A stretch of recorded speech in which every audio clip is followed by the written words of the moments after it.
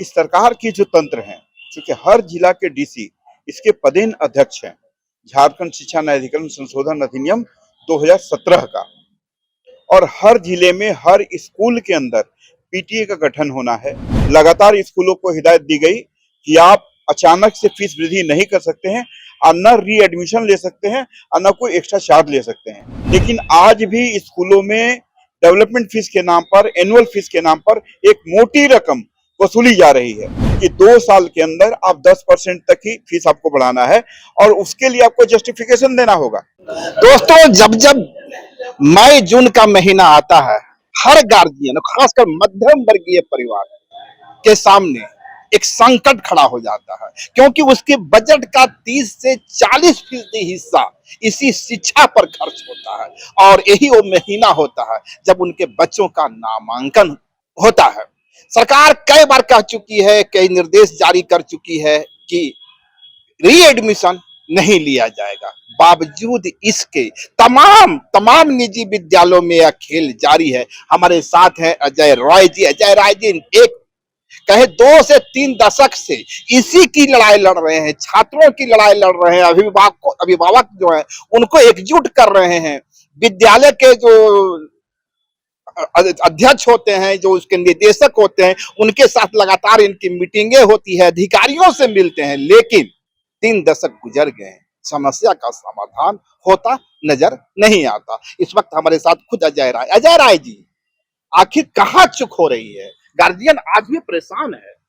देखिए, आपको मैं बताऊं कि 2008 से लगातार ये लड़ाई हम लोग लड़े और 2017 में कानून बनवा पाने में हम सफल हुए और 2019 में उसका इम्प्लीमेंटेशन जो है वो झारखंड के अंदर हुआ।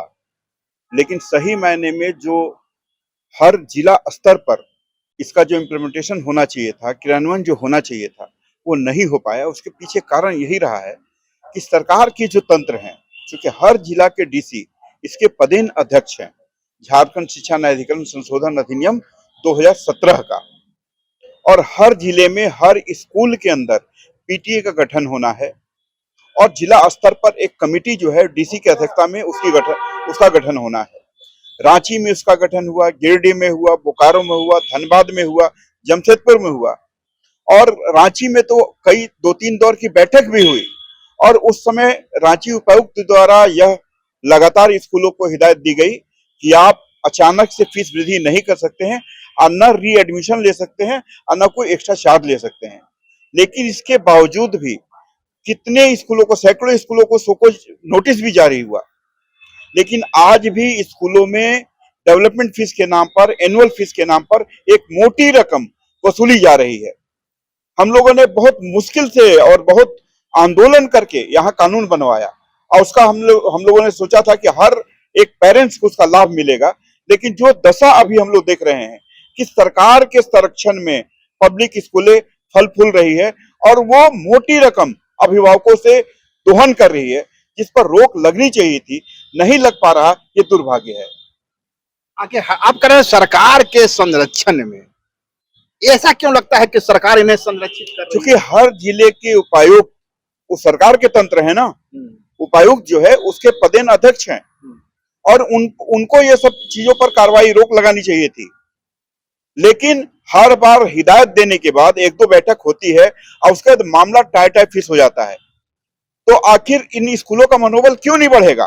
वो भी जानते हैं कि सिर्फ एक फॉर्मेलिटी जो है निभाई जा रही है, लेकिन सही मायने में जो कार्रवाई होना चाहिए वो नहीं हो पा रही है। तो जिसको जैसे मन कर रहा है जिन स्कूलों को, वो उस हद तक जा करके वसूली कर रहे हैं। रांची में भी इसी तरह की समस्या, यहाँ सारा तंत्र है, पूरी मशीनरी सरकार की मौजूद है। यहाँ उपायुक्त को बेहद संवेदनशील माना जाता है, बावजूद इसके गार्जियन आज ये समझ नहीं पा रहे हैं कि फरियाद लगावे तो कहाँ लगावे। देखिए, अभी थोड़ी देर पहले हम डीएससी रांची बादल राज जी को भी फोन किए थे, वो कोई मीटिंग में थे, बात उनसे हमारी हो नहीं पाई। सिर्फ इस बात की जानकारी के लिए कि जितने भी स्कूलों के खिलाफ शोकॉज आपने किया था उस पर क्या आपने कार्रवाई की, क्योंकि बहुत सारे स्कूलों ने जो फीस लगातार बढ़ाते चले गए, वो अपने जो जवाब जो है वो जवाब तक दाखिल वो नहीं किए, जबकि जवाब का भी एक समय सीमा उनको दिया गया था कि सप्ताह भर के अंदर जो है वो सारा जवाब उनको देना है।